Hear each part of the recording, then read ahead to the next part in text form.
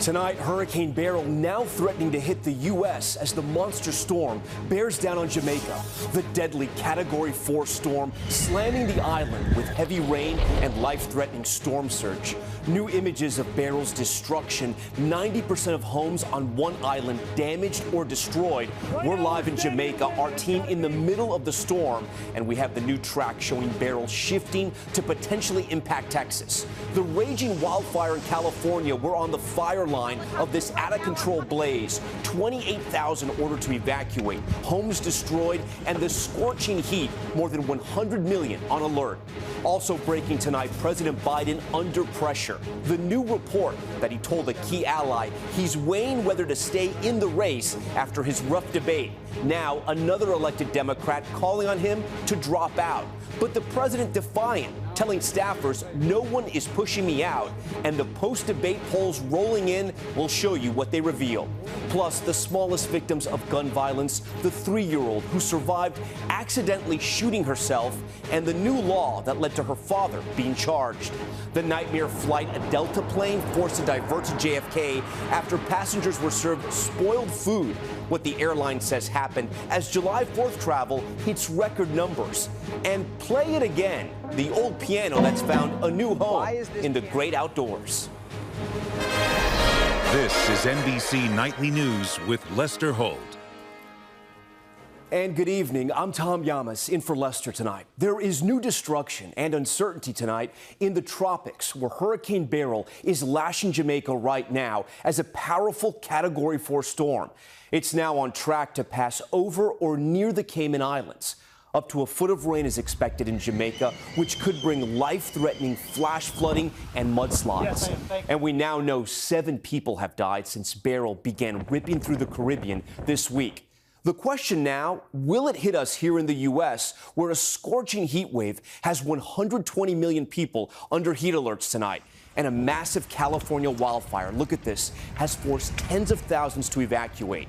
We are covering it all tonight, and we start with NBC's Sam Brock in Jamaica. After days of anticipation, Hurricane Beryl blasted its way by Jamaica as a massive Category 4 storm with 140-mile-an-hour winds. The strongest system to threaten the island in almost 2 decades. Impossible! Spawning dangerous storm surge that washed over a narrow road to the mainland. Right now we're standing in wind that it's got to be at least 70 or 80 miles an hour. I can't even see straight right now as it's coming in sideways. While this was not as powerful as many expected, it's still strong enough to bend power poles and knock out electricity to many. Just hours before Beryl roared ashore, Jamaica's prime minister announcing an evacuation order for low-lying and flood-prone areas. We urge all Jamaicans to comply with notices to evacuate. Though in Kingston, the mayor trying to convince people, unsuccessfully, to go to shelters. Right before the storm hit. We got oil, we got like cereal, sugar. We met people stocking up on last-minute supplies. What is your biggest concern going into the storm? The light and the water. Golden Grocery is a family-owned store that's been here for more than 70 years. What are your greatest fears as we await the landfall of the storm? I'm more afraid for my employees. We are like family. They are family. Beryl already devastated several islands southeast of Jamaica, killing at least 7. In Grenada, the island of Carriacou largely flattened. These Maxar images show it before Beryl and after. While in St. Vincent and the Grenadines, the destruction is indescribable. Officials say 98% of homes on Union Island are either severely damaged or destroyed. It's in a mess. As the Cayman Islands and Mexico are now next in Beryl's crosshairs. Sam Brock joins us tonight from Jamaica. Sam, clearly a dangerous situation there. Are there any search and rescues underway there, and what are the conditions like? Yeah, Tom, we know a couple of hours ago about 70 people were rescued and taken to shelters, roughly 500 in shelters right now. And as you feel this rain really picking up, that's the biggest risk. It continues to pour and at higher elevations. It increases the risk tonight for landslides and mudslides. Tom? Sam Brock leading us off. Sam, please stay safe tonight. This hurricane's track is far from settled. Bill Cairns is here now tracking it all. Bill, so what are the chances this could hit the U.S.? Not as low as I would like, Tom. We're going to watch this over the next 4 days very closely for our friends in South Texas. Right now, the eye is over western portions of Jamaica. The eastern portion really was a glancing blow. There's a lot of damage going on currently. Tonight, it goes south to the Cayman Islands. Then tomorrow night, it goes into areas of the Yucatan. Maybe it's a Category 2, a little worse than they were expecting. Then we're going to take this over the warm waters of the Gulf. We're hoping it doesn't regenerate into something more significant than, say, a Category 1. But you notice that cone of uncertainty goes from Corpus Christi all the way down to the Mexican coastline. And these are our spaghetti lines. Everyone will be watching very closely over the next couple of days to see where the storm is heading on Sunday. And as far as the heat goes, this is not your normal heat wave. We are going to break over 150 record highs over the next 5 days. And all eyes on Las Vegas. If they hit 118 on Monday, that'll be the hottest temperature ever recorded in Vegas. 118. All right, Bill Cameron's here for us. And that scorching heat wave in the West is making it all the more difficult to fight a massive wildfire in Northern California, where tens of thousands have been forced to evacuate. Liz Croyce is there for us tonight. Tonight, a massive wildfire in Northern California burning out of control amid triple-digit temperatures. The Thompson fire spreading across more than 3,500 acres with zero containment. As tens of thousands scramble to safety ahead of the July 4th holiday, forced to evacuate with the fire bearing down on residential neighborhoods outside the city of Oroville. I'm a little bit worried that, we might not have a place to go back to. Several homes and structures destroyed as firefighters work round the clock to battle the fast-moving blaze. Flames burning on either side of the Oroville Dam spillway. Crews are using Lake Oroville here to try to fight this fire. You can see multiple helicopters right now are coming to the lake, picking up water to attack this fire from the air. The Inferno, one of several burning across the West with intense heat and heavy winds creating conditions ripe for fire. What's the biggest challenge right now? I would say the biggest challenge is obviously the conditions. The high temperatures, those low humidities, and without a doubt the wind is going to be the biggest concern. This is 120 million people are facing heat alerts as a dangerous heat wave scorches large swaths of the country. In Phoenix, where temperatures hit 113, the heat wave turning deadly. A 10-year-old boy died after being airlifted from a trail where authorities say he was hiking with family. So far this year, 13 people have died from heat-related incidents in Maricopa County, with another 162 still under investigation. Back in California, the relentless conditions just getting started, with no relief expected through the holiday weekend, leaving the region on edge. And with that, Liz joins us now. Liz, we see all that destruction there behind you. Any word on the cause of this fire? Tom, no cause yet. Officials are still investigating. But yeah, you can see the destruction this fire has done. That home behind me completely destroyed. Those 2 cars there burned to a crisp. We are told that 8 firefighters have been injured fighting this fire. The governor has declared a state of emergency for the county. Tom. Liz Croyce on the fire lines tonight. Liz, thank you. Let's turn to Washington. Tonight, we have several new post-debate polls, and they all show the same thing. The president's performance is proving disastrous in the minds of voters. But President Biden is making it clear he's staying in the race, even as more Democrats call for him not to run again. Here's Kelly O'Donnell. Facing doubts from within his party and new polling that shows the president falling further behind former President Trump, today candidate Biden telling his team, "No one is pushing me out." The president and vice president held a conference call with campaign staff. Officials say he was direct, saying to aides, "Let me say this as clearly as I possibly can, as simply and straightforward as I can. I am running." Nearly a week after the debate that the White House labels a bad night, the president called key congressional Democrats, officials here acknowledging the strain. That the last few days have been challenging. With more troubling signs in new polling done after the debate. President Biden now trailing former President Trump by 6 points. 80% of those surveyed said they consider the president too old to run again. Biden allies say the president must counter that perception. President Biden has got to go out there and on a sustained basis show he has the stamina and can do the job. But a second House Democrat, Arizona's Raul Grijalva, has now called on Mr. Biden to drop out. The president's only public event today, a Medal of Honor ceremony in the East Room. Son Hunter Biden in attendance. The president ignoring reporters' questions. The White House says the president is now feeling great after citing a cold on debate night. The president told donors Tuesday evening that he had jet lag, too, though the debate was 12 days after his return from Europe. The president said that this is not an excuse, but an explanation. Meanwhile, the White House is also trying to blunt any signal the president is even talking about an exit, and rejected a report from the New York Times, not confirmed by NBC News, that the president told an ally he is weighing whether to continue. Is the president telling people he's evaluating the race? False. That is absolutely false. All right, Kelly, that poll you cited, just one of several new polls showing the debate did real damage to the Biden campaign.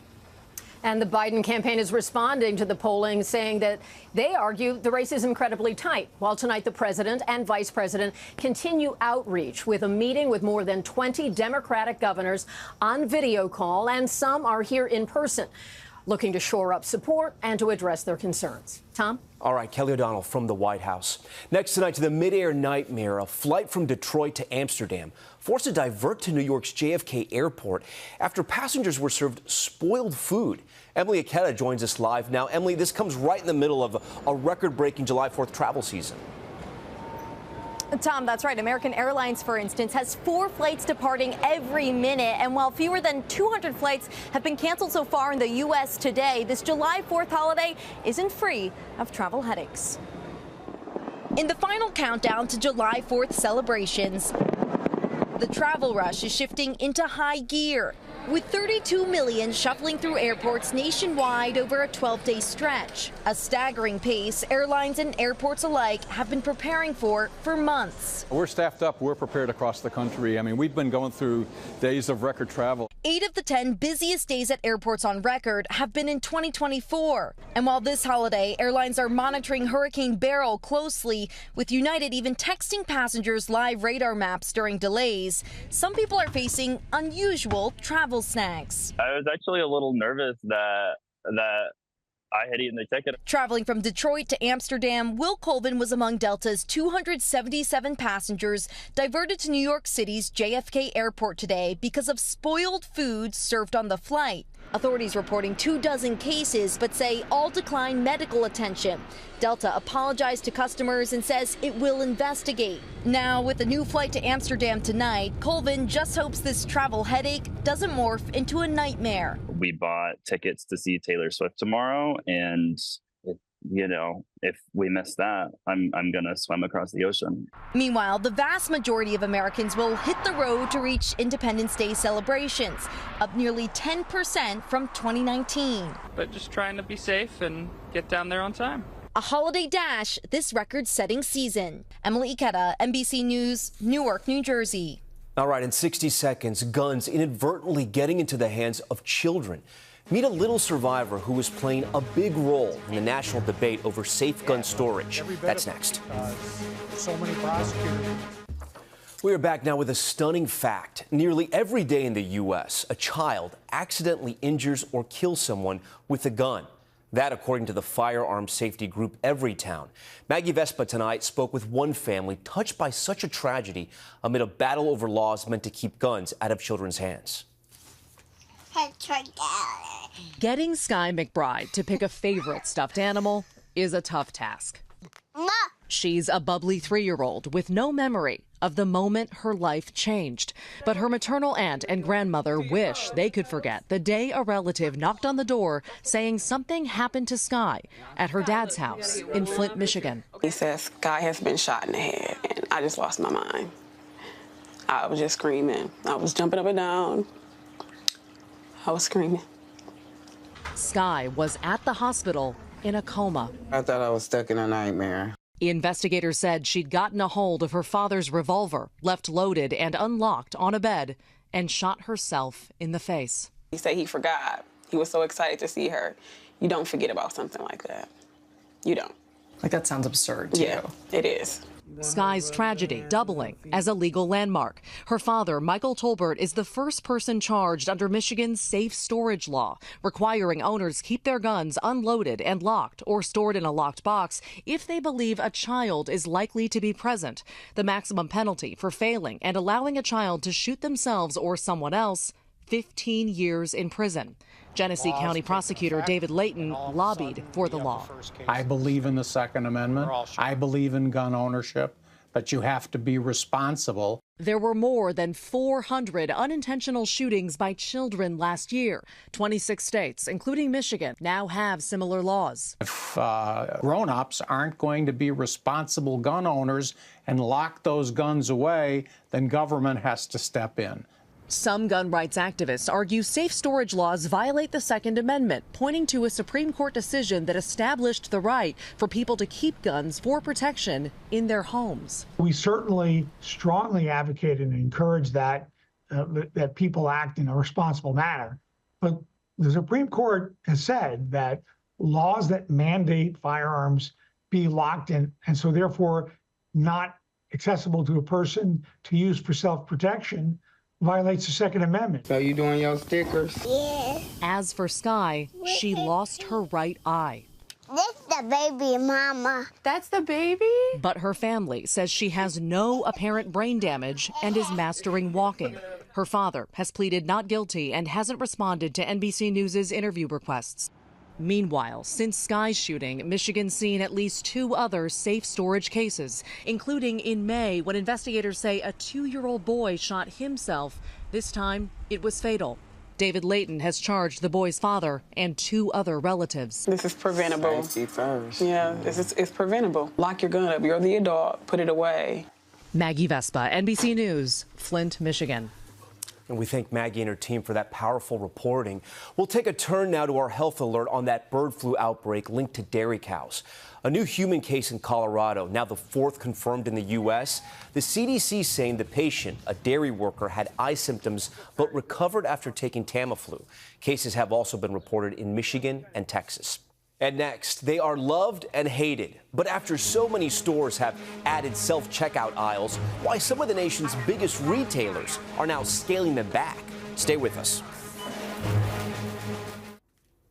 Welcome back. You've seen them in stores for years now, those self-checkout lanes meant to speed up your shopping. But lately, more stores are bringing back the human touch. Brian Chung explains why. Do it yourself. That's the idea behind self-checkout lanes. A way to skip the pleasantries and skate out of the store quickly. Super fast, easy, convenient. But more and more stores are now hitting cancel on those self-checkout machines. Item canceled. Dollar General says it has pulled self-checkout from about 12,000 stores, and Five Below hoping to eliminate self-checkout options in its highest risk locations. Both companies saying theft is the main reason, as 15% of users confess to purposely stealing at the self-checkout lane. Entering in a cheaper type of produce when they're scanning their groceries, or just pretending to scan something and just bagging it anyway. It's one area where retailers are noticing too much that. Then there's the user experience. For shoppers, self-checkout is supposed to offer the convenience of just scanning and then going. But sometimes it ends up being more trouble than it's worth. Please wait for assistance.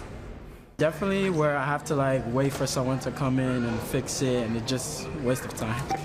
The solution? Bringing sales associates back. Is more profitable for the retailer to pay employees to manage checkout than it is to support the machines where they're probably getting less than accurate checkouts from consumers. Self-checkout isn't going away, though. It's on the rise at grocery stores, making up 44% of transactions last year. If your store decided to take out all the self-checkout lanes and put in regular lanes, I'd be really disappointed.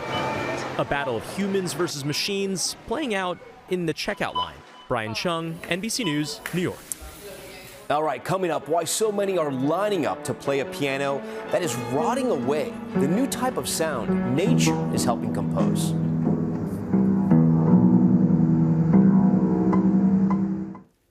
Finally, the unique symphony from an instrument left out in the elements, and people can't wait to play it. Here's Jesse Kirsch. It might look and sound bizarre, but make no mistake, This is a piano at play.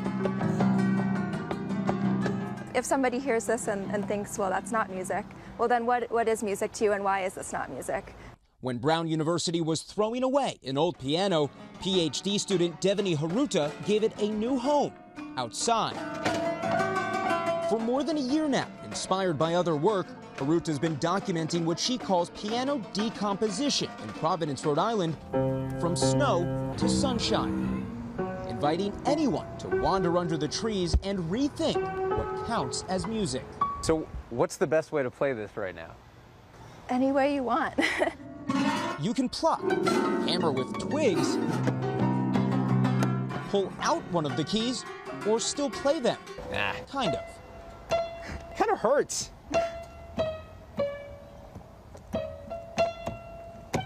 Oh, we kind of got it. It's not built for harmony anymore in the same way that it was. But I think it's only frustrating if you try to play the piano in the way that you've been taught. Whether or not it's music is almost irrelevant, because it's more about the connections and the creativity that comes out of it. An idea, even if not a sound, that could be music to your ears. Jesse Kirsch, NBC News, Providence, Rhode Island. We thank Jesse for that story, and we thank you for watching tonight. That's Nightly News for this Wednesday. I'm Tom Llamas. Have a great night.